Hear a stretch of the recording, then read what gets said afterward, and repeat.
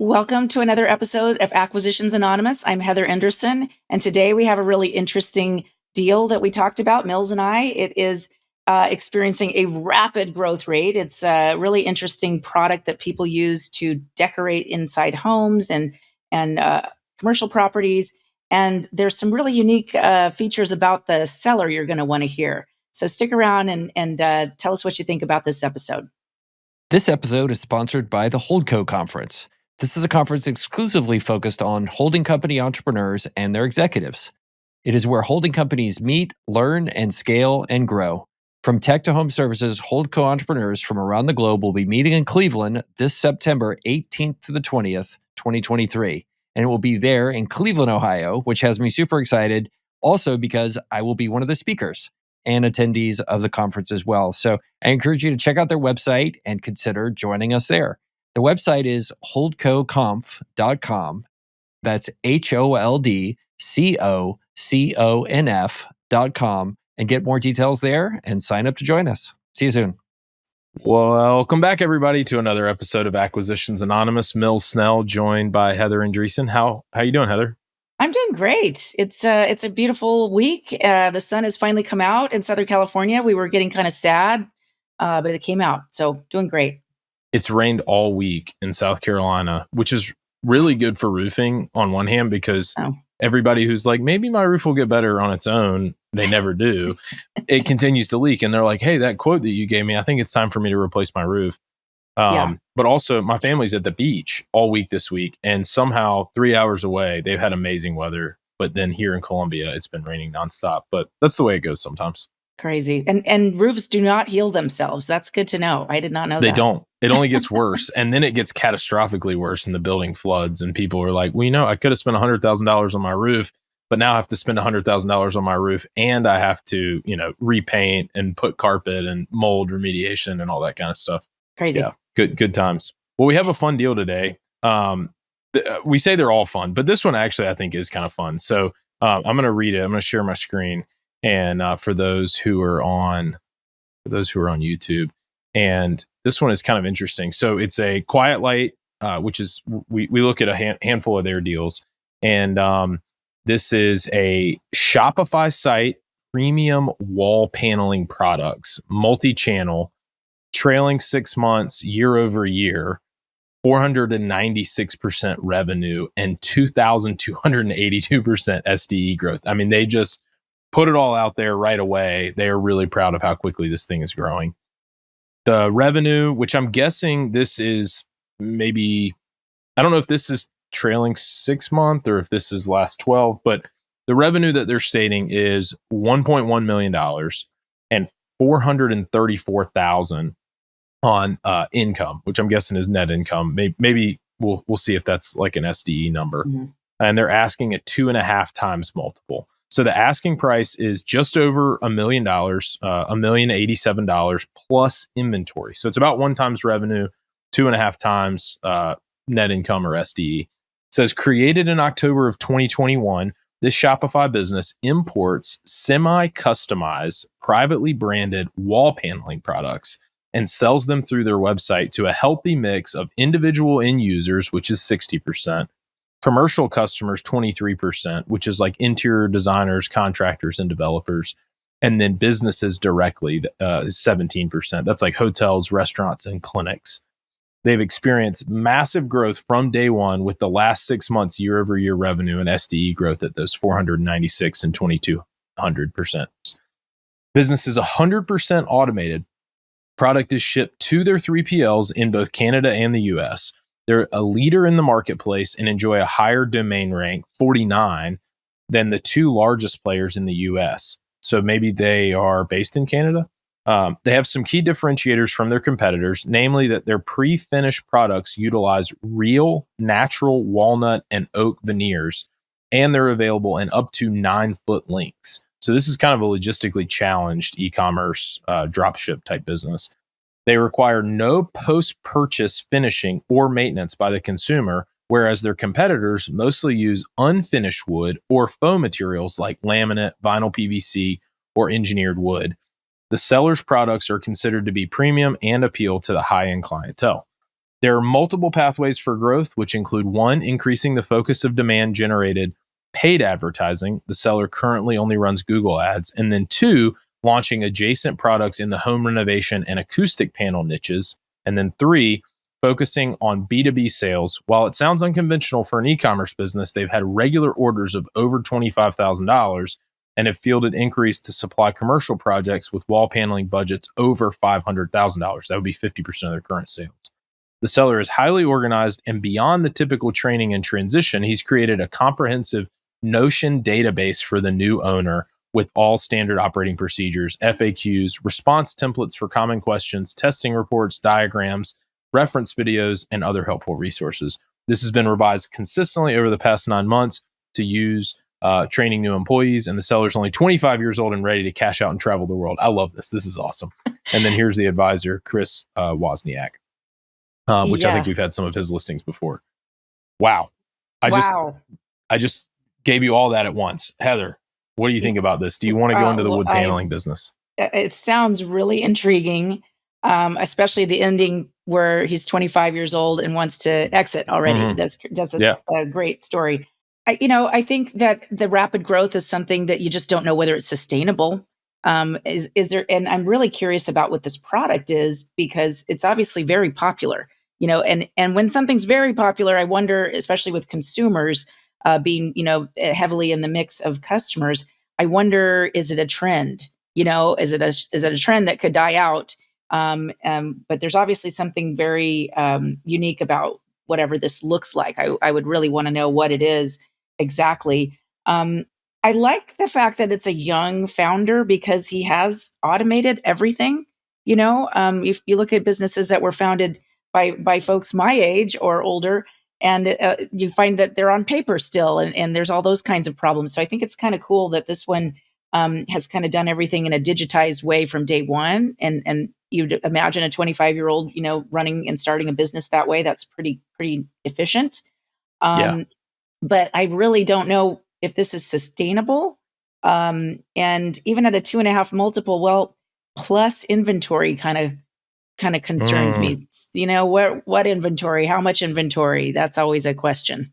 Especially when it says that, this material, we don't necessarily know where they're sourcing things from, but that they are, they're getting them ships. They're never taking possession, in their own warehouse. They're going to a 3PL provider. And if these are, what I think they are, which I'll pull up a screen share of this, because these wall panels are kind of interesting.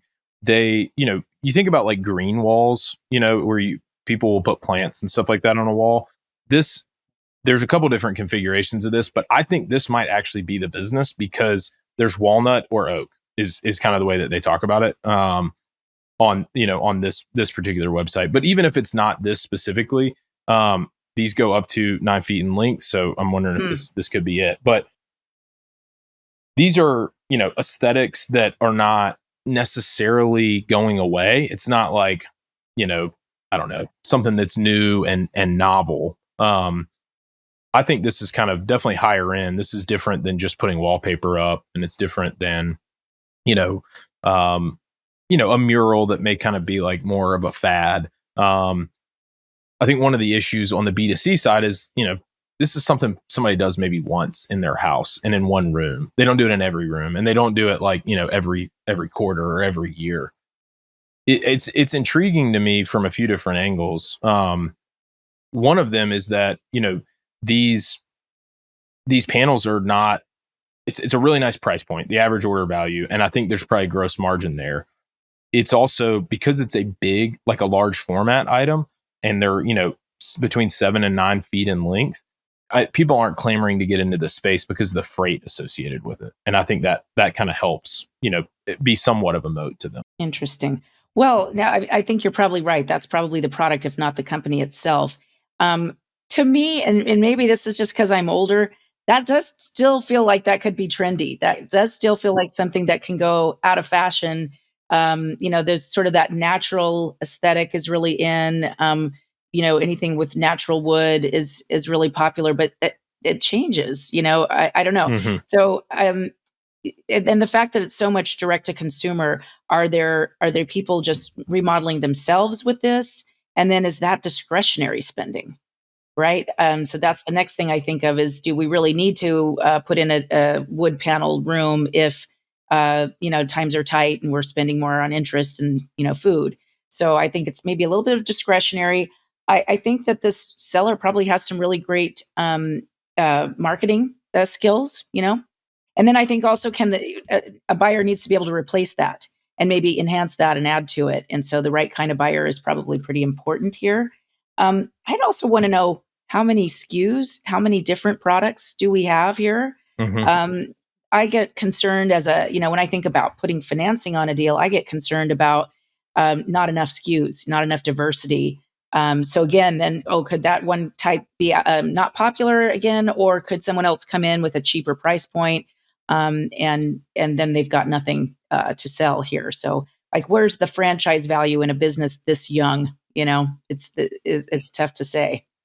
Yeah, and I think like what we've seen and heard and talked about some in the past with this type of business is, if you it doesn't seem like they're selling on Amazon, so they maybe have a slightly, unique distribution model, and I think a slightly differentiated product. It sounds like they're talking about, them being, in the top maybe three, but somewhat differentiated from their competitors. Then it's only a matter of time until somebody's knocking you off. They are, they're not manufacturing this themselves. So somebody is making it. They're acting as a middleman, and they've got, 50%, call it roughly 45%, net margin.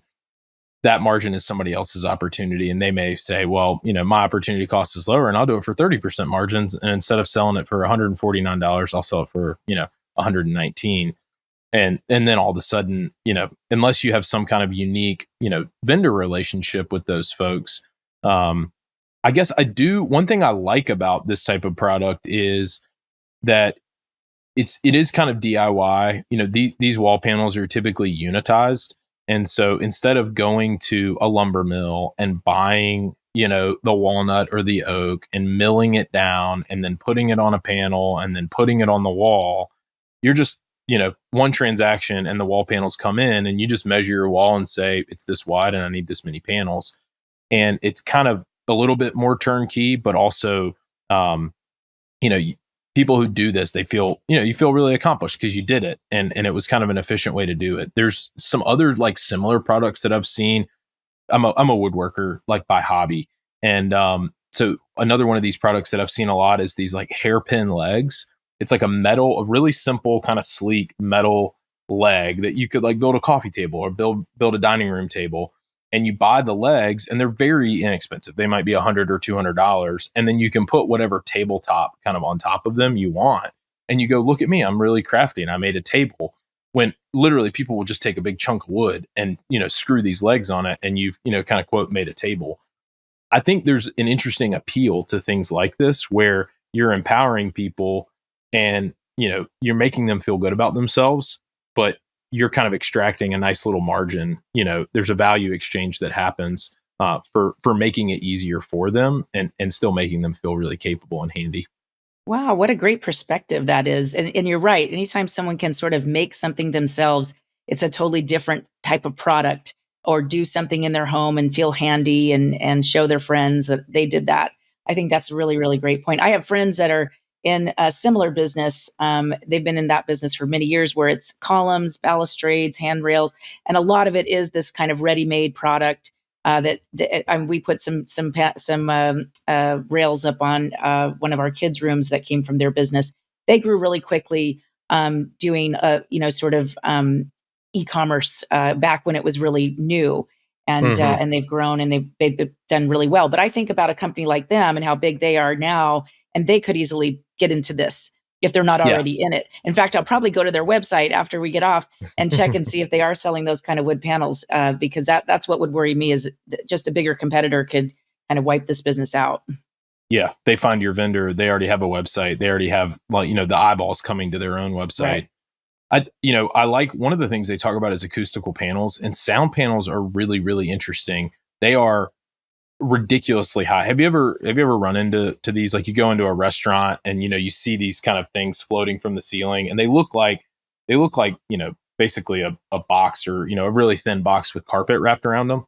Um, it's one of those things that is technically very simple. You take a rigid foam board and you wrap carpet and you staple it or glue it to it, and it's incredibly high margin. The people who do it, Hmm. because it's a little bit finicky. You have to hang them the right way, hang them on the wall, hang them in the ceiling, but the kind of return on investment for it in the instances that I've been familiar with is really dramatic. I mean, I've been in spaces with landlords or property owners where they're like, I really want to rent out the space in my venue, but the acoustics are so bad that people walk in here and, it's basically worth nothing. I have to give it away for people to use it.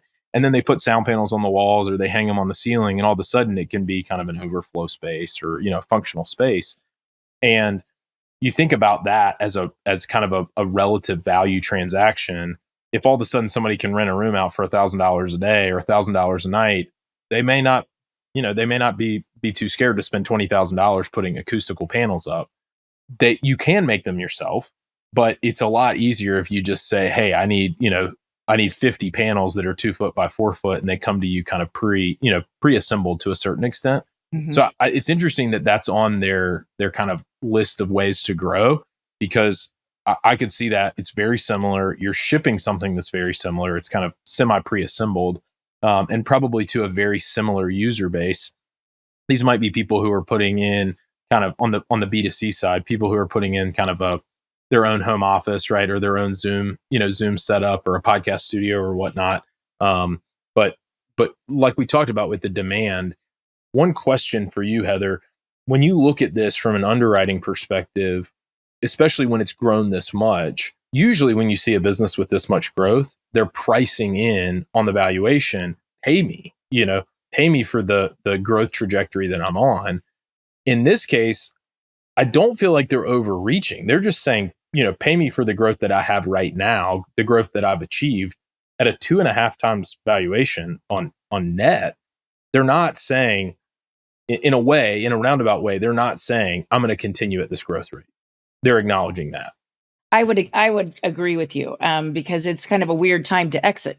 Not only we ask a lot of questions about the seller, why they're exiting, and sometimes age does come into that question. I don't think I've ever heard of a seller that was 25, and that's growing and doing well. So it is kind of strange, and I think you're right. They're sort of acknowledging that, okay, I got this thing going.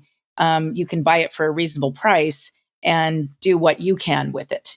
But Mhm. it's not probably going to stay like that. Well, certainly nothing goes at 2000% or whatever the number was. And as far as financeability, it's probably really not financeable because of the short history. Anything under 2 years old is just kind of not bankable, period, Yeah. regardless of what they're trying to do. And I think so. That's the other side of it. Needs to be a cash buyer or a strategic buyer. It's not a lot of potential folks that could do this one because they can't get financing. And Is I don't that think the 25-year-old wants to carry paper on his world travels.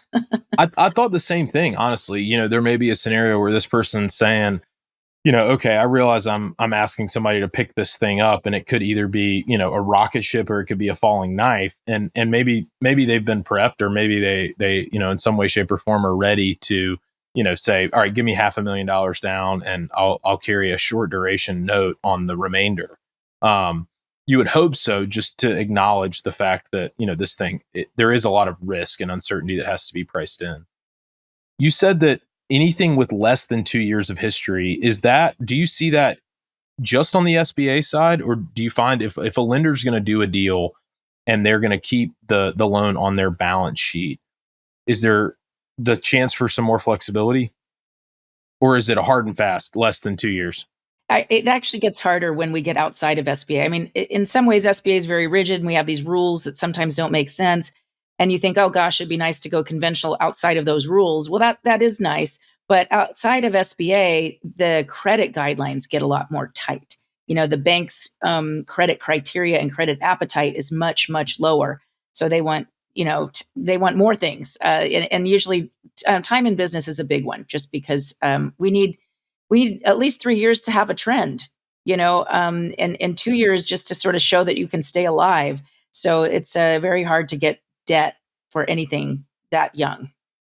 Especially Impossible, when you look probably. at something like this that is, I mean, COVID has existed longer than this business, and so Right. you can't even kind of contemplate what would this business do in a pre-COVID, and maybe now kind of theoretically post-COVID environment. You don't have enough reference points to trend off of, like you said. Right. We just don't know enough. And so, yeah, cash and seller note, that's it.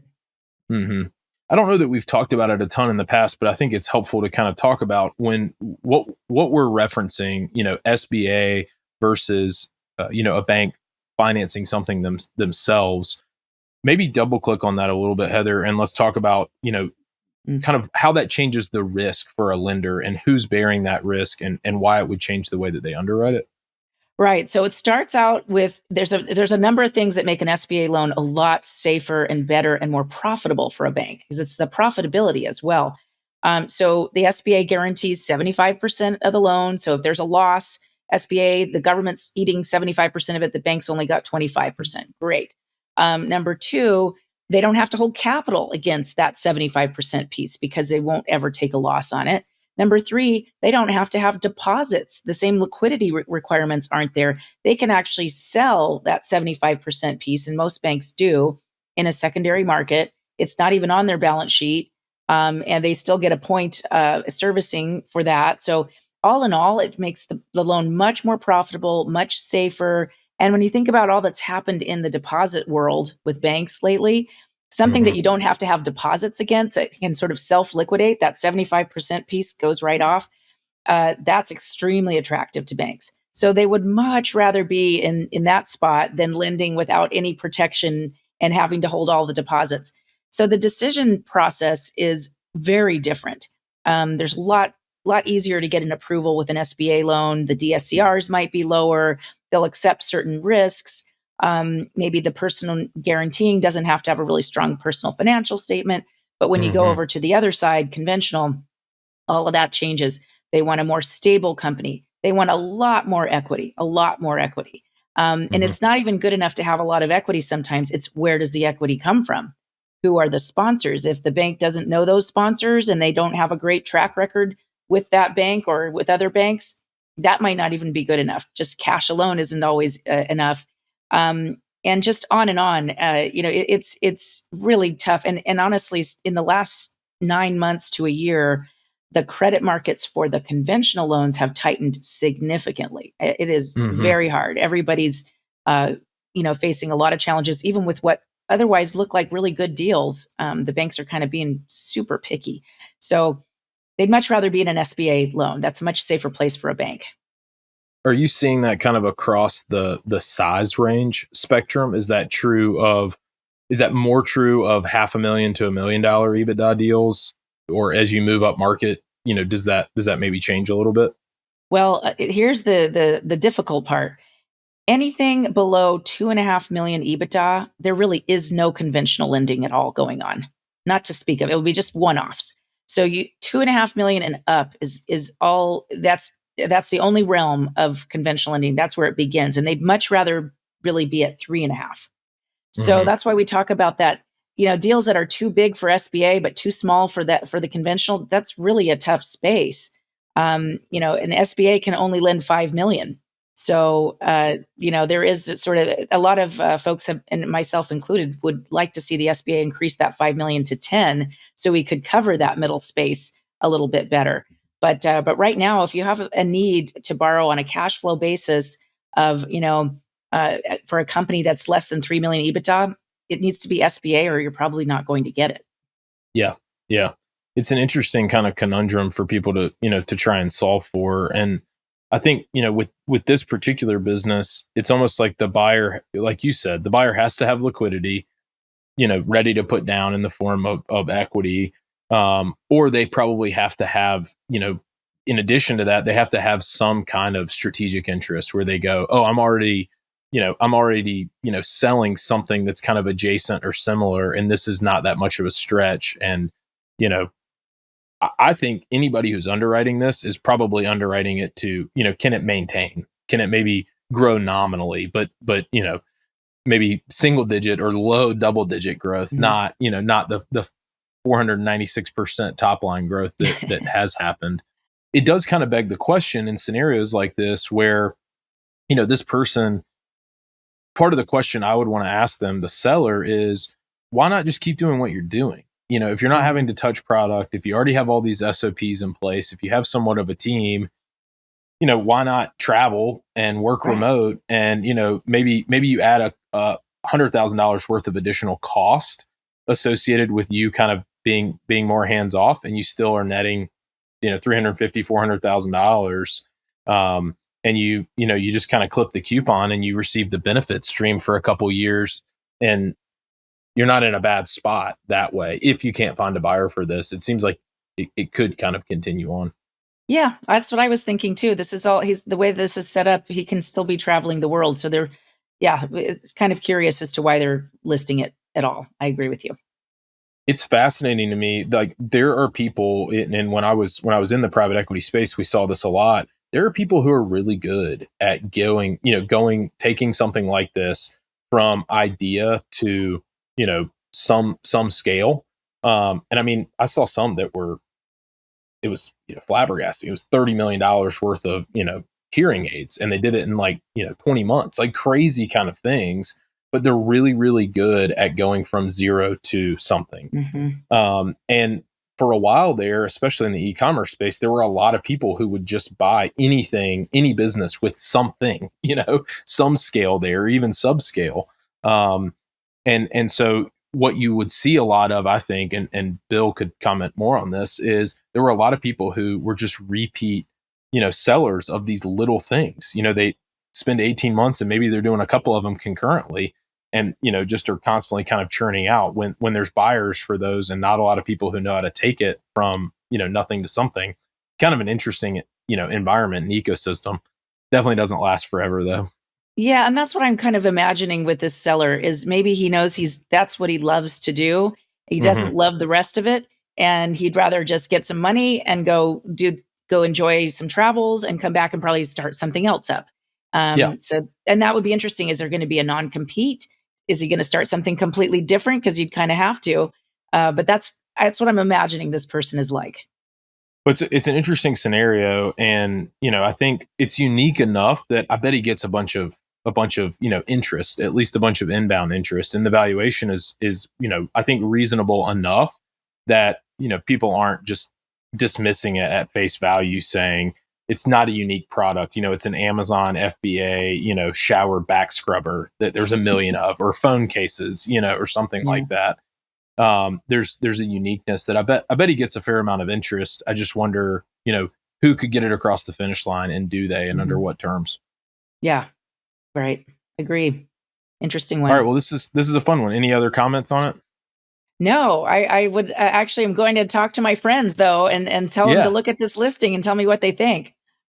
I will say I want to give them like massive brownie points for the fact that they reference this Notion database. I mean, I am envious. Part of me wants to say, can I pay you, $500 just to see this Notion database? Because there's some folks on Twitter who talk about, and kind of broadcast some of their SOPs openly. And I keep looking at it and going, how many hours would it take me to do that for my business? And I know I need to, and I know I need to have folks on my team. We have 100 employees. Like, we're beyond the point of needing something like that, but it seems like it would be, a full-time job for a couple months to really do it and do it right. But that alone made me want to, learn more. Yeah. Like I said, great that this person started the business this way from day one. Really, really great. Yeah. All right. Well, good. Well, thanks everybody. And thanks Heather. This was a fun one. Tune in next week and we'll have another fun deal for you to review.